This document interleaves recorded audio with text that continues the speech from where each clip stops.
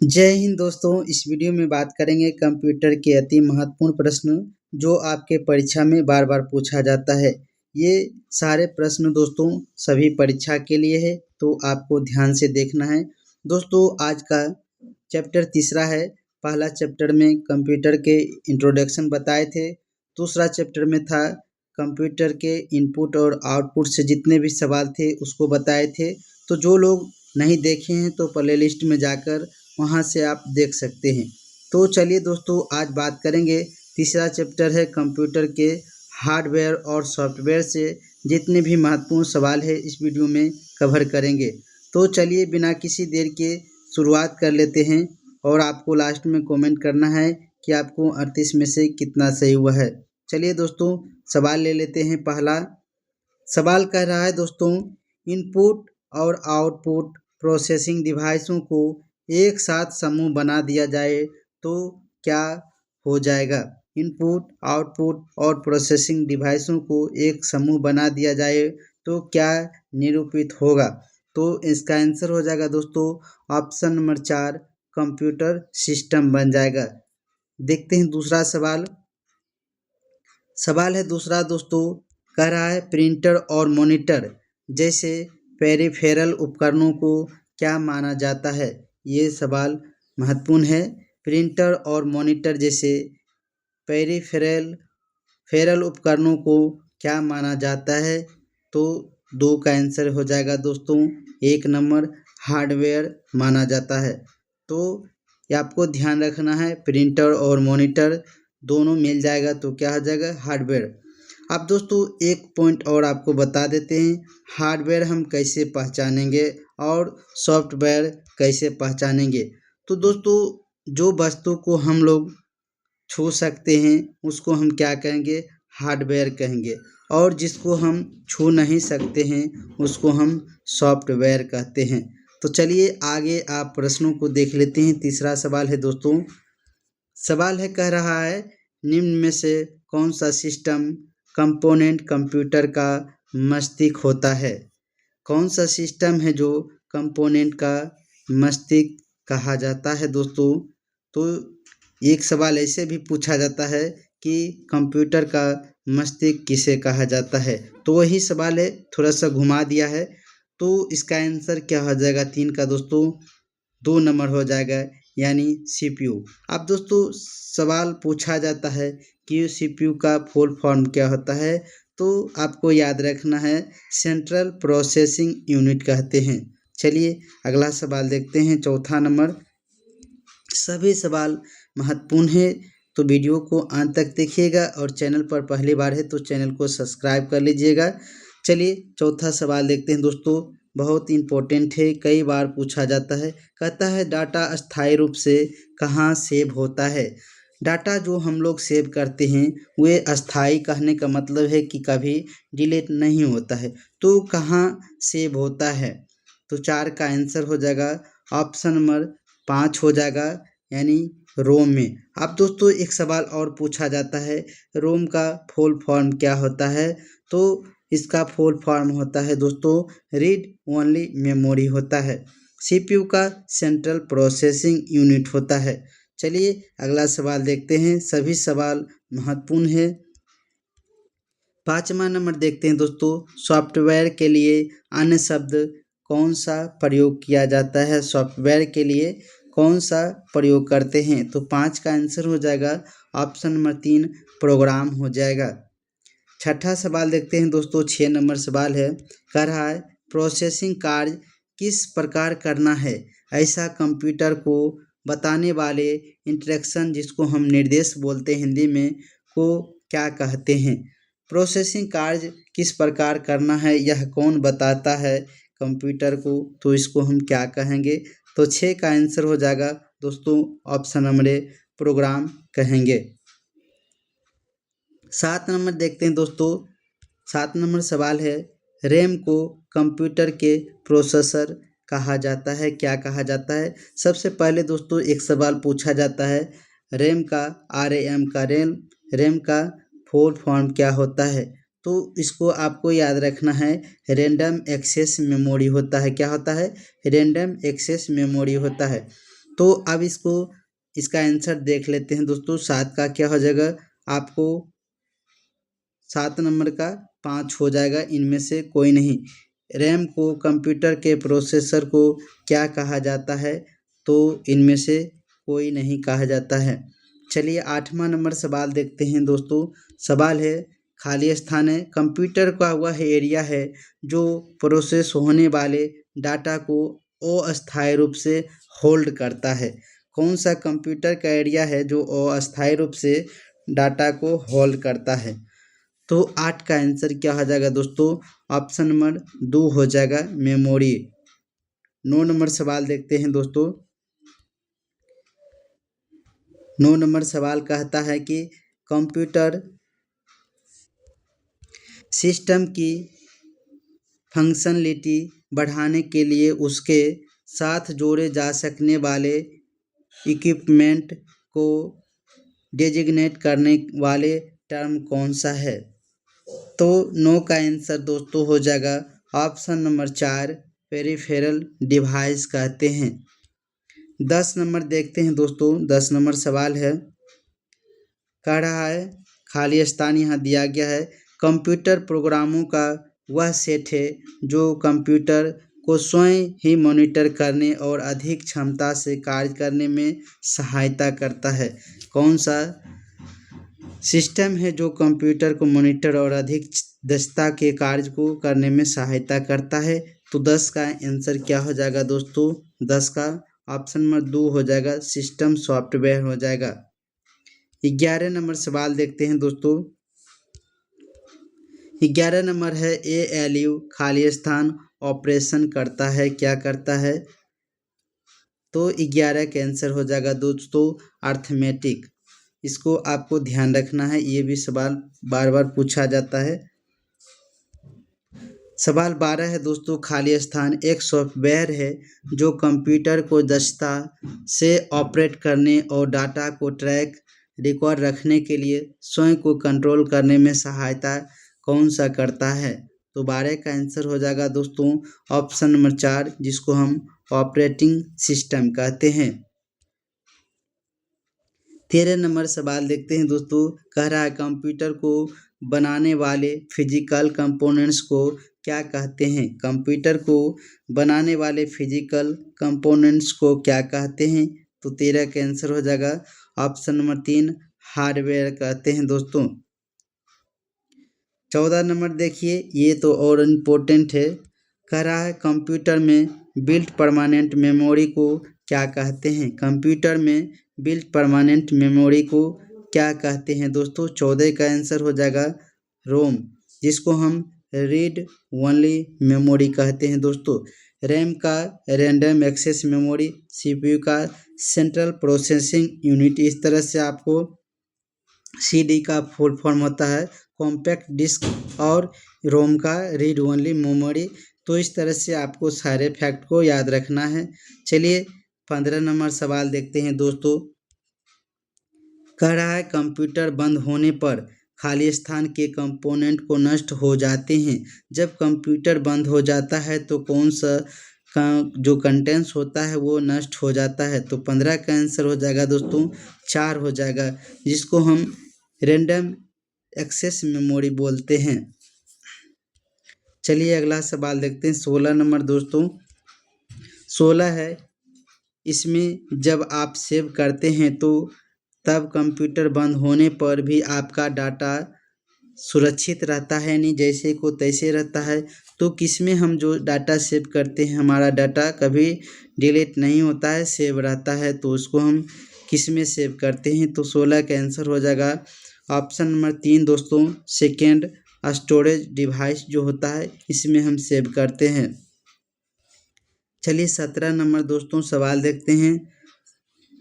सवाल है 17, कह रहा है, खाली स्थान यहाँ पर दिया गया है, एक प्रोग्राम है जो कंप्यूटर के प्रयोग को आसान बना देता है। कौन सा है जो एक प्रोग्राम है जो कंप्यूटर के प्रयोगों को आसान बना देता है। तो 17 का आंसर हो जाएगा दोस्तों ऑप्शन नंबर 2, एप्लीकेशन है जो प्रोग्रामों को बनाने में आसान कर देता है। 18 नंबर देखते हैं सवाल। कहता है, हार्ड डिस्क से डिलीट किया गया फाइलें कहाँ भेज दिया जाता है। जब हार्ड डिस्क से हम लोग फाइल डिलीट करते हैं तो वो कहाँ चला जाता है। तो 18 का दोस्तों आंसर हो जाएगा रिसाइकल बिन में चला जाता है, जिसको हम लोग डिलीट फाइल बोलते हैं। अगर रिसाइकल बिन से डिलीट कर दीजिएगा तो आपका डाटा वापस नहीं होगा। लेकिन जब हम कोई फाइल डिलीट करते हैं तो वो हमारा फाइल कहाँ पहुँच जाता है, रिसाइकल बिन में पहुँच जाता है। और जब वहाँ से हम फाइनली डिलीट कर देंगे तब वो वापस नहीं आएगा, लेकिन रिसाइकल बिन से हम लोग फाइल वापस ला सकते हैं। चलिए 19 देखते हैं दोस्तों। कह रहा है इंफॉर्मेशन प्रोसेसिंग साइकिल के खाली स्थान पोर्शन के दौरान कंप्यूटर किसी सोर्स से डाटा लेता है। कौन सा सोर्स से डाटा लेता है दोस्तों? तो 19 का आंसर हो जाएगा ऑप्शन नंबर 4 हो जाएगा, आउटपुट से लेता है। 20 नंबर देख लेते हैं। 20 नंबर सवाल कह रहा है अनुदेशक देशों के उस सेट को क्या कहते हैं जो बताता है कि कंप्यूटर को क्या करना है। कौन सा सेट है जो कंप्यूटर को बताता है कि उसे क्या करना है? तो 20 का आंसर दोस्तों क्या हो जाएगा, ऑप्शन नंबर 4 हो जाएगा, प्रोग्राम कहते हैं। 21 नंबर देखते हैं दोस्तों, सीडी का आकार कैसा होता है। सीडी का जो आकार होता है दोस्तों, आप देखते होंगे पहले शादी ब्याह में जो कैसेट बनता था या फिल्म में जो कैसेट बनता था तो उसका आकार कैसा होता था। तो 21 का क्या हो जाएगा, 3 नंबर, गोल। इस तरह से सीडी का आकार गोल रहता था, गोल। चलिए अगला देखते हैं। 22 नंबर सवाल है। कह रहा है सवाल दोस्तों, यूजर और ऑपरेटिंग सिस्टम के बीच इंटरेक्शन के तरीके निम्नलिखित में से कौन कंट्रोल करता है। तो 22 का दोस्तों आंसर क्या हो जाएगा, option number 2, language translator control करता है। 23 नंबर देखते हैं दोस्तों, सवाल है 23 नंबर में। कहता है यह किसी कंप्यूटर का मुख्य सर्किट बोर्ड है। अतिरिक्त बोर्ड्स को संलग्न करने के लिए इसमें कनेक्टर्स होते हैं। कौन सा कनेक्टर्स का प्रयोग किया जाता है। तो 23 का आंसर हो जाएगा दोस्तों ऑप्शन नंबर ए, मदरबोर्ड हो जाएगा। 24 नंबर देखते हैं दोस्तों। 24 नंबर सवाल कह रहा है सवाल कंट्रोल यूनिट के लिए कौन सा सही है। कंट्रोल यूनिट के लिए कौन सा सही है दोस्तों। तो डायरेक्ट आंसर की बात करेंगे 24 का 4 हो जाएगा, यानी 1 और 2 सही है। तो इसमें यह कंप्यूटर की इनपुट एवं आउटपुट युक्तियों को नियंत्रण में रखता है, इसका काम है। उसके बाद है इनपुट युक्तियों को सहायता से सूचना या डाटा को कंट्रोल तक करता है। तो ये दोनों सही हो गया। अगला देखते हैं। 25 नंबर सवाल है दोस्तों।